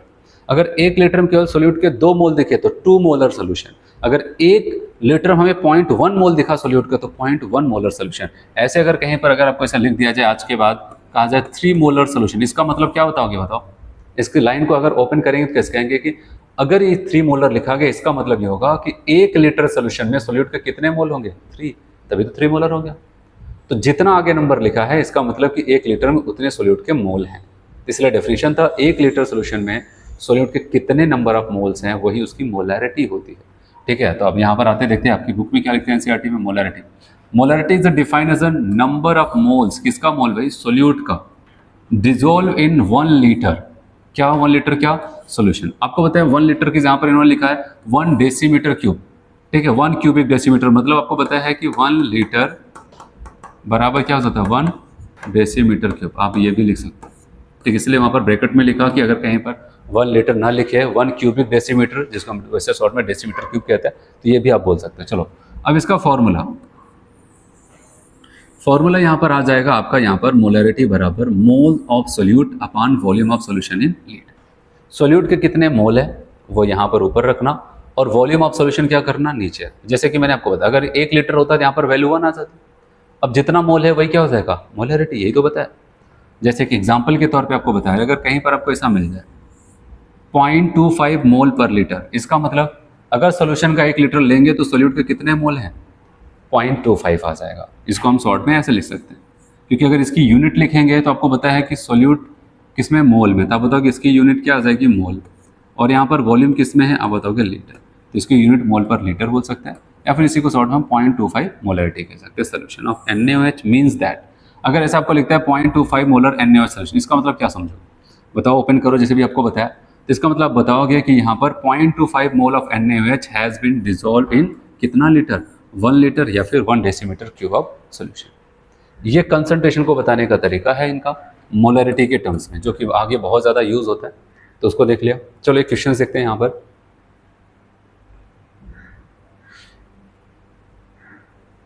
बताया कि calculate the molarity of a solution containing 5 ग्राम कौन है, NaOH, और 450 ml क्या है, ये सोल्यूशन है। बताओ, तो फॉर्मूला हम क्या जानते हैं, N/V, ठीक है, और N को मोल को ओपन करेंगे तो क्या हो जाएगा, mass upon molecular weight solute का इनटू वॉल्यूम इन लीटर। और आपको बताया अगर वॉल्यूम लीटर में ना दिया होता तो उसको लीटर में बनाते तो 1000 से डिवाइड करते, 1000 कहाँ पर चला जाता, ऊपर। अच्छा, आपको ml दिया है, तो अब आप क्या करेंगे, पता है कि ये ml था, तो हम 1000 से नीचे डिवाइड कर देते हैं, और 1000 कहाँ पर चला जाएगा, ऊपर। तो मोलैरिटी का जो फॉर्मूला बन जाएगा, mass into 1000 upon molecular weight into volume इन ml, ठीक है। तो ये फॉर्मूला अपना रूप ले लेगा, ये वाला। अगर वॉल्यूम ml में तो 1000 से ऊपर मल्टीप्लाई कर देगा। अब वैल्यू को रख करके सॉल्व करना है। अब यहाँ पर आपको बताया मास हमें सोल्यूट का दिया गया 5 इंटू 1000, और NaOH का मॉलिक्यूलर वेट आप निकालेंगे तो 40 आता है, अपॉन सोल्यूशन का टोटल वॉल्यूम आपको बताएगा 450, बस रख करके सॉल्व करना, 0.278 इतना आ जाता है। वही तो इन्होंने किया है, क्या रखा है यहाँ पर, मोल, ठीक है। मोल कैसे निकाला है, यहाँ पर देखो NaOH का, उसका मास अपॉन मॉलिक्यूलर वेट कर दिया, इतना मोल आ गया। मैंने यहाँ पर इस फॉर्मूले में डायरेक्ट 5/40 रख दिया, और उसके बाद 1000 अपॉन इतना आ जाता है। चलो एक और कंसंट्रेशन का टर्म्स हम लोग यहाँ पर पढ़ने वाले हैं, नाम है मोलैलिटी। क्या बोलते हैं इसको, मोलैलिटी। अब इसको देखते हैं यहाँ पर क्या होता है मोलैलिटी। मोलैलिटी को अगर देखना है तो यहाँ पर समझो, इस बार मैं एक बार फिर से सोल्यूशन लेता हूँ। ठीक है, ये सोल्यूशन ले लिया, और इस सोल्यूशन की एक खास बात यहाँ पर ध्यान देना, ये हमारा इस बार यहाँ पर जो ओवरऑल मैं बताने जा रहा हूँ 1 किलोग्राम सोल्यूशन नहीं होगा, यहाँ पर भी याद रखना, आपको याद रखना है सॉल्वेंट। इस बार अगर मोलैलिटी को एक्सप्लेन करना है तो यहाँ पर सोल्यूशन नहीं, क्या बोलना पड़ेगा, सॉल्वेंट। तो अगर हम क्या करते हैं, यहाँ पर 1 किलोग्राम सॉल्वेंट लें, वहाँ पर आपको पता है कि वहाँ पर सोल्यूट घुला होगा, तो अब यहाँ पर मैं इसे बता रहा हूँ, ये हो जाता है हमारा number of moles of solute. तो 1 किलोग्राम सोल्यूशन में सोल्यूट के जितने नंबर ऑफ मोल्स घुले होते हैं, ठीक है, सोल्यूट के जितने नंबर ऑफ मोल्स घुले होते हैं उसी को हम क्या बोलते हैं यहाँ पर, उसकी मोलैलिटी। तो याद रखना, इस बार मोलैरिटी जो कैपिटल एम, इसको हम स्मॉल एम से मेनली दिखाते हैं, स्मॉल एम से। ऊपर जो पढ़ाया था मोलैरिटी वो कैपिटल एम से दिखाते थे, ये मोलैलिटी है वो मोलैरिटी है। तो याद रखना यहाँ पर क्या हो जाता है कि अब इसको कहेंगे कि अगर 1 किलोग्राम सॉल्वेंट लिया जाए तो सोल्यूट के जितने नंबर ऑफ मोल्स होंगे उसी को हम कहते हैं स्मॉल एम, मोलैलिटी। ठीक है, तो आते हैं यहाँ पर, इसको देखते हैं। अगर जैसे कि एग्जांपल समझ लेते हैं, हमने कहा कि हम 1 किलोग्राम सॉल्वेंट लिए थे, उसमें सोल्यूट के हमें 3 मोल दिखे, तो मोलैलिटी कितनी हो जाएगी, आप कहोगे तो इसका मतलब वो 3 मोलल हो जाएगा। अगर 1 किलोग्राम सॉल्वेंट हमें सोल्यूट का केवल 0.1 मोल दिखा, कहेंगे तब तो ये 0.1 मोलल हो जाएगा। इसका मतलब अगर कहीं पर आपको ऐसा लिखा हुआ मिल जाए 2 मोलल, इसका मतलब क्या बताओगे, इसका मतलब आप बताओगे ये मोलल है, तो 1 किलोग्राम सॉल्वेंट में सोल्यूट के कितने मोल होंगे, 2। तो कभी भी आज के बाद अगर ऐसा लिखा हुआ मिले तो आपको तुरंत समझ लेना है इसका एग्जैक्ट मतलब क्या है। ठीक है, तो आते हैं यहाँ पर देखते हैं। कहा गया मोलैलिटी स्मॉल एम से दिखाया जाता है, is defined as the number of moles, किसका मोल, सोल्यूट का, पर किलोग्राम। याद रखना सोल्यूशन नहीं लिख रहा, क्या लिख रहा है, सॉल्वेंट। सॉल्वेंट के 1 किलोग्राम में सोल्यूट के कितने नंबर ऑफ मोल्स प्रेजेंट है, वही कहलाता है क्या, उसकी मोलैलिटी। ठीक है, इज एक्सप्रेस्ड एज, अगर मोलैलिटी को हम देखें यहाँ पर तो फॉर्मूला आ जाएगा mole of solute upon mass of solvent in kilogram. अच्छा, अगर यहाँ पर मास 1 kg का होता, 1 kg होता, तो बताते मोलैलिटी बराबर क्या, मोल्स ऑफ सोल्यूट, वही तो हो गया। अगर 1 मोल है तो मोलैलिटी 1, 1 किलोग्राम है, सोल्यूट के मोल 2 है तो मोलैलिटी 2। तो ये चीज़ें हो जाती है। चलो एग्जाम्पल से आपको समझाया जा रहा है। फॉर एग्जाम्पल कह रहे हैं कि 1 मोल पर किलोग्राम, आपको पता है अगर इसकी यूनिट हम लिखेंगे तो क्या लिखेंगे, यहाँ पर तो मोल ही आ जाएगा, आप बताएंगे ये तो मोल हो जाएगा, और यहाँ पर क्या हो जाएगा, ये केजी, मोल पर केजी। तो इसलिए बताएगा अगर मान लेते हैं 1 मोल पर केजी, या फिर इसको शॉर्ट में लिखे 1 स्मॉल एम का मतलब 1 molal. Solution of KCl means that, इसका मतलब अगर आपको कह दिया जाए 1 मोलर सोल्यूशन KCl का है, इसको ओपन करो, आप बताओ कि इसका मतलब कहेंगे 1 mole of KCl is dissolve in कितना, 1000 ग्राम ऑफ वाटर, और 1 मोल का मतलब उसका मॉलिक्यूलर वेट कितना आपको बताएंगे, 74.5 होता है। तो ऐसे आपको यहाँ पर और आपको क्या बातें बताने जा रहे हैं, ये इंपॉर्टेंट लाइन यहाँ पर देखना। करें each method of expressing concentration of the solution has its own merits and demerits. सभी कंसंट्रेशन के जो हम लोग क्रम पढ़े हैं, जैसे सबसे पहले मैंने आपको वहाँ पर बताया था, ठीक है, आपको कुछ परसेंटेज वाले, मास बाई मास, उसको volume by volume, mass by volume, फिर उसके बाद मोल फ्रैक्शन आ गया, फिर मोलैरिटी आ गया, फिर मोलैलिटी आ गया। सबके कुछ वहाँ पर कुछ आपको मेरिट्स डीमेरिट, मतलब कुछ उनकी अच्छी बात, कुछ वहाँ पर बुरी बात आपको देखने को मिलेगा। जैसे कह रहे हैं कि mass percentage, ppm, mole fraction and molality are independent of temperature. याद रखना ये अभी कुछ कंसंट्रेशन के टर्म्स बताया गया और बताया गया ये टेम्परेचर के ऊपर डिपेंड नहीं करते। जैसे mass percentage, parts per million, mole fraction and molality ये टेम्परेचर पे डिपेंड्स नहीं करता है। वेयर एज ये कैपिटल एम की बात कर, molarity is a function of temperature, जबकि टेम्परेचर के ऊपर कौन डिपेंड करता है, मोलैरिटी, जो मोल अपॉन वॉल्यूम था। और ऐसा क्यों कर रहे हैं, ये लाइन देखना important. This is because volume depends on temperature and the mass does not. पता है कि जो वॉल्यूम हो जाता है वो टेम्परेचर डिपेंडेंट होता है। अगर टेम्परेचर में हम परिवर्तन करते हैं, अगर इसे हम टेम्परेचर बढ़ाते हैं तो आपको पता है यहाँ पर वॉल्यूम इंक्रीज कर जाएगा उस सब्सटेंस का, तो वॉल्यूम बढ़ जाएगा। और आपको पता है कि हमें पता है कि मोलैरिटी जो भी वॉल्यूम के टर्म्स है अपॉन वॉल्यूम, ठीक है, अगर ये बढ़ जाएगा तो ये क्या हो जाएगा, घट जाएगा। लेकिन टेम्परेचर को बढ़ाओ घटाओ कुछ भी करो, मास पे कोई फर्क नहीं पड़ता है, लेकिन वॉल्यूम पे क्या हो जाएगा, फर्क पड़ेगा। इसीलिए जो वॉल्यूम से जुड़े हुए कंसंट्रेशन के टर्म्स होंगे वो टेम्परेचर डिपेंडेंट होंगे, और जिस कंसंट्रेशन के टर्म्स में आपको वॉल्यूम नहीं दिखेगा वो टेम्परेचर इंडिपेंडेंट होगा। जैसे अभी स्मॉल m जो मैंने आपको बताया मोलैलिटी, स्मॉल m का क्या हो जाएगा N/W, क्या हो जाएगा N/W। ये क्या है सॉल्वेंट का मास है, ठीक है, और ये क्या है मोल है। क्या यहीं पर वॉल्यूम आपको दिखा? नहीं, वॉल्यूम नहीं दिखा तब बताओ कि ये टेम्परेचर डिपेंडेंट नहीं होगा, तो वो आपको यहाँ पर बताया।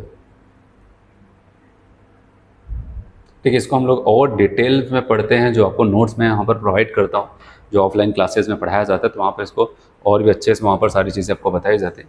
तो यहाँ पर एनसीईआरटी में जो है, इसके अलावा और जो भी यहाँ पर सुटेबल लग रहा है समझाने के लिए आपको बताया जा रहा है।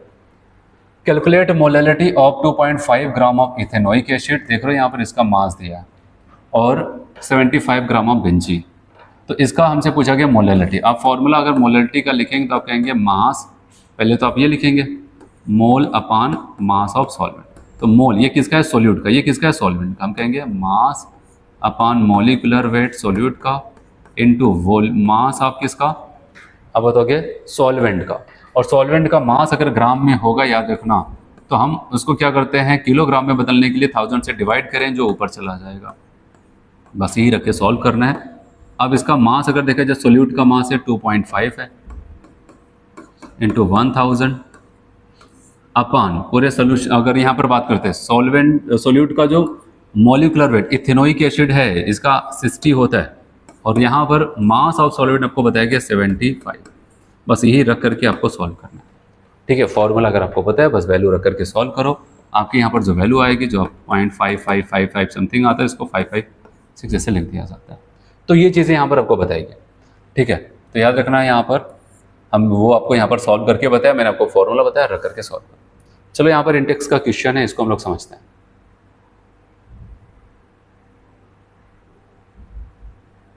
चलिए यहाँ पर देखते हैं, अगर हम लोग इंडेक्स के क्वेश्चंस में अगर आते हैं, सबसे पहले आपको यहाँ पर बताया गया 2.1 में calculate the mass percentage of benzene. क्या बोला गया मास परसेंटेज एंड किसका और पूछा कार्बन टेट्राक्लोराइड, कब, जब 20 ग्राम benzene dissolve in 122 gram of the carbon tetrachloride. देखो आपको बताया अगर मास परसेंटेज जिस कंपोनेंट का पूछा, जैसे मास परसेंटेज किसका बेंजीन का पूछा जा रहा है, तो हम क्या करेंगे बेंजीन का मास अपान टोटल का मास इंटू 100, ये तो बताया था मास परसेंट। बेंजीन का मास कितना है 22, ठीक है, बेंजीन का मास 22। उसके बाद क्या हो जाएगा टोटल मास कितना 22 प्लस किसका मास कार्बन टेट्राक्लोराइड 122 इंटू क्या हो जाएगा 100। आप इसको सॉल्व करेंगे तो यहाँ पर 22 आ जाएगा, यहाँ पर 144 यहाँ पर आ जाएगा ना इंटू 100। आप सॉल्व करेंगे यहाँ पर 15.27 के आसपास ये आ जाता है। ऐसे अगर हमसे पूछा जाए ये तो हो गया, चलो एक काम करो मास परसेंटेज हमें बताओ, मास परसेंटेज CCl4 का बताओ, ठीक है। अगर हमसे पूछा जाए मास परसेंटेज CCl4 का बताओ, तो हम क्या करेंगे यहाँ पर, तो बताओगे CCl4 का मास कितना है 122 और टोटल का मास इनका और इनका दोनों का जोड़ करके 144 इंटू क्या हो जाएगा, ठीक है। अब इसको सॉल्व कर सकते हैं। तो ऐसा कुछ वहाँ पर होगा, तो कहने का मतलब, या फिर ऐसे भी कर सकते हैं केवल दो ही कंपोनेंट, अगर 100 ये रख लिया, 100 का इतना हिस्सा ये रख रहा है तो बचा हुआ कौन रख देगा वहाँ पर, तो आप दोनों को कैलकुलेट भी कर सकते हैं, ऐसे भी यहाँ पर आप कर सकते हैं। तो इसको आप कैलकुलेट करते हैं आपका लगभग 84.73 के आसपास ऐसा आ जाता है। आप कैलकुलेट भी कर सकते हैं जो भी आएगा। चलो अगला क्वेश्चन देखते हैं। Calculate the mole fraction of benzene in solution containing 30% by mass of the carbon tetrachloride. हमसे कह रहे हैं कि मोल फ्रैक्शन बताना है, किसका मोल फ्रैक्शन बताना है यहाँ पर बेंजीन का। 30% बाई मास कार्बन टेट्राक्लोराइड वहाँ पर पाया जा रहा है in carbon tetrachloride, 30% by mass in carbon tetrachloride, मतलब बेंजीन का 30 ग्राम प्रेजेंट है पूरे सोल्यूशन के 100 ग्राम में, और उसमें से बताओ अगर पूरा सोल्यूशन 100 ग्राम का है, 30 ग्राम बेंजीन है, तो बचा हुआ कौन हो जाएगा कार्बन टेट्राक्लोराइड। तो इनका मास भी हमें वहाँ पर मिल जाएगा। चलो देखते हैं यहाँ पर, यहीं पर सॉल्व करते हैं इसको, दूसरा वाला क्वेश्चन 2.2। तो यहाँ पर आपको बताया गया 30%, ठीक है, बेंजीन है, तो 30% का इसका मतलब बेंजीन का बताओगे यहाँ पर 30 gram of benzene present in 100 gram of solution, ठीक है, ऐसे हो जाता है। अब यहाँ पर 30 ग्राम है, ये 100 ग्राम है, अब अगर हम बात करते हैं यहाँ पर, तो अब आपको पता है अगर हमसे पूछा जाए मास ऑफ जो हमारा सॉल्वेंट है CCl4, तो आप बताओगे 100 माइनस क्या हो जाएगा 30, उसका कितना हो जाएगा 70। तो अब अगर हम देखें यहाँ पर मोल, अगर मैं मोल निकालूँ यहाँ पर बेंजीन का, तो बेंजीन का मास यहाँ पर 30 और बेंजीन का मोलिकुलर वेट अगर हम देखते हैं यहाँ पर कितना आ जाता है 78। इसको सॉल्व करते हैं 0.386 के आसपास ये आ जाता है, ठीक है इनका। और उसके बाद अगर हम लोग यहाँ पर चलते हैं कार्बन टेट्राक्लोराइड के पास NB, इसका 70 हो जाता है, और लेकिन यहाँ पर CCl4 का अगर हम देखें CCl4 4 क्लोरीन, 2 क्लोरीन का 71 हो जाएगा, तो यहाँ पर 71 इंटू 2 4 क्लोरीन का मतलब 2 7 142, तो क्लोरीन का मास हो जाएगा 12, इसका आ जाएगा, तो ये 4 आ जाएगा, 4 1 5, और यहाँ पर तो यहाँ पर हम क्या करते हैं अपान क्या कर देंगे 154, और जब 154 के आसपास इसको करते हैं तो ये वैल्यू लगभग यहाँ पर आ जाती है 0.49 के आसपास, इसको 0.5 भी आप कह सकते हैं। और उसके बाद हमें क्या करना है यहाँ पर बताओ, बेंजीन का सॉरी यहाँ पर ये CCl4 है, CCl4 कार्बन टेट्राक्लोराइड का आ गया। अब अगर हमसे पूछा जाए मोल फ्रैक्शन बेंजीन का बताओ, तो हम क्या करेंगे, बेंजीन का मोल 0.386 अपान टोटल मोल मतलब 0.386 प्लस 0.49, इतना कर लेते हैं। इसको कैलकुलेट करोगे तो जो भी आएगा वो बेंजीन का मोल फ्रैक्शन होगा, फिर 1 माइनस आप कर देते तो वहाँ पर क्या आ जाता है आपका इनका, तो ये लगभग यहाँ पर बताया गया 4.95 के आसपास जो भी आता है, यहाँ पर 4.45 के आसपास जो भी आता है, अब इसको कैलकुलेट करना, ठीक है। तो ऐसे हम उसको बता सकते हैं। तो ये दूसरा क्वेश्चन हो गया, अब आते हैं तीसरे वाले पे, ठीक है। तरीका सब वही है, इसको देखते हैं जल्दी से। अब फिर calculate the molarity of a solution, molarity of each of the following solution. पहले बताइए 30 ग्राम कोबाल्ट नाइट्रेट का होल्ट वाइज है, 6H2O है, इन 4.3 litre of the solution, 30 ml of 0.5 molar H2SO4 diluted 500 ml। इन सब का हमसे पूछा जा रहा है, तो हम कैसे करेंगे इनको, अगर देखते हैं तो चलिए पहले हम इनको कैलकुलेट करते हैं। ये ए वाला 2.3 का ए वाला जो है इसको कैलकुलेट करते हैं। यहाँ पर हमें बताया गया मोलैरिटी, और मोलैरिटी का जब फॉर्मूला निकालेंगे तो आप बताओगे मास, और यहाँ पर क्या हो जाएगा वॉल्यूम भी दिया है ना इतना, volume mass upon molecular weight into volume litre में, और लीटर में ही दिया गया है। चलो अब देखते हैं यहाँ पर मास किसका रखना है, आप बताओगे यहाँ पर ये कंपाउंड्स का इतना ग्राम हमारा ये है सोल्यूट है, अब बताओगे ये 30 आ जाता है। और उसके बाद याद रखना यहाँ पर कोबाल्ट का वैसे जो एटॉमिक वेट आ जाता है तो वो लगभग यहाँ पर बताया जाता है 59 आ जाता है। और जब इसको हम सॉल्व करते हैं यहाँ पर इसका पूरा यहाँ पर 6H2O के साथ इनका जो मॉलिकुलर वेट आ जाता है 291। आप कैलकुलेट करना कोबाल्ट का, किसी को फंस रहा है यहाँ पर, तो ये 291, और वॉल्यूम यहाँ पर आपको बताया यहाँ पर 4 लीटर के साथ था तभी 1000 ऊपर मल्टीप्लाई नहीं किया। तो अब आप इसको सॉल्व करते हैं तो यहाँ पर आपका जो वैल्यू आ जाता है इसका ये 0.0239 के आसपास ऐसा कुछ आ जाता है, ठीक है। ये क्या आ गया यहाँ पर मोलैरिटी इसकी। लेकिन दूसरा बी वाले में आपको क्या बोला गया, कह रहे हैं कि 30 ml 0.5 मोलैरिटी था, डाइल्यूट करके यहाँ पर 500 ml कर दिया गया। देखो डाइल्यूशन का केस आपने यहाँ पर बताया नहीं, लेकिन मैं आपको बताऊँ डाइल्यूशन के लिए यहाँ पर हम यूज़ करते हैं M1V1 बराबर M2V2, क्योंकि आपको बताया मोल बराबर हो जाता है M इंटू V। और याद रखना कि अगर किसी भी सोल्यूशन को हम डाइल्यूट करते हैं मतलब उसमें वाटर ऐड करते हैं, तो याद रखना कि कभी भी सोल्यूट के मोल नहीं बदलते, जितना पहले मोल था उतना बाद में भी रहता है। तो मोल की जहाँ पर हम कह सकते हैं यहाँ पर इसे N1 बराबर N2 ऐसे लिख सकते हैं। फिर उसके बाद क्या देखते हैं N की जहाँ पर M इंटू वी लिखेंगे तो M1V1 बराबर M2V2। M की वैल्यू अगर हम देखते हैं तो यहाँ पर पहले बताया गया 0.5 है, इंटू वॉल्यूम 30 ml हो जाता है, और दूसरे का हमसे पूछा जा रहा है M2, और वॉल्यूम जो आपको बताया गया 5 है। तो यहाँ पर हम क्या कर सकते हैं M2 को कैलकुलेट कर सकते हैं। तो यहाँ पर रख करके जो वैल्यू इसकी आती है लगभग क्या हो जाता है आप कैलकुलेट करना 0.03 आता है, ठीक है। चलो 2.4 को देखते हैं। यहाँ पर क्या पूछा गया, calculate the mass of urea required to making 2.5 kilogram of 2.5 molar aqueous solution. चलो अगला भी देख लेते हैं यहाँ पर, ठीक है। नेक्स्ट देखते हैं यहाँ पर 2.4 calculate mass of urea making 2.5 kilogram 2.5 molal solution, 2.5 molal solution. ठीक है, तो हम यहाँ पर मोललिटी का formula mass upon molecular weight into mass of solvent in kilogram. हमसे क्या पूछा गया? मास पूछा जा रहा है, W। तो अगर हम W बराबर निकालेंगे तो मोलैलिटी है कि नहीं, molality into molecular weight into क्या हो जाएगा, mass of solvent in kilogram.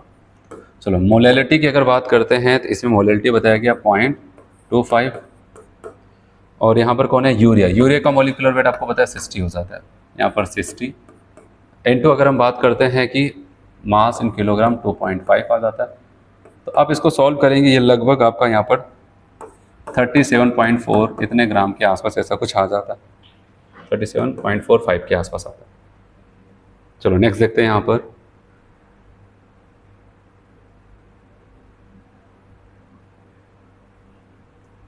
एक क्वेश्चन और बचा है, आपसे कह रहे हैं कि कैलकुलेट मोलैलिटी, मोलैलिटी बताना है, अगले में कहता है मोलैरिटी बता देना, small M capital M, mole fraction of KI if the density of 20% by mass aqueous solution of KI इतना दिया है। तो देखो अगर यहाँ पर हम बात करते हैं, सबसे पहले इनका यूज़ करते हैं मोलैलिटी के लिए।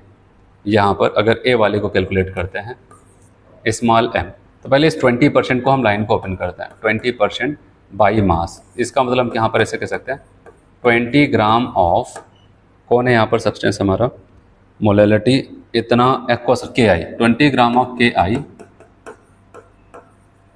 Present in 100 gram of solution.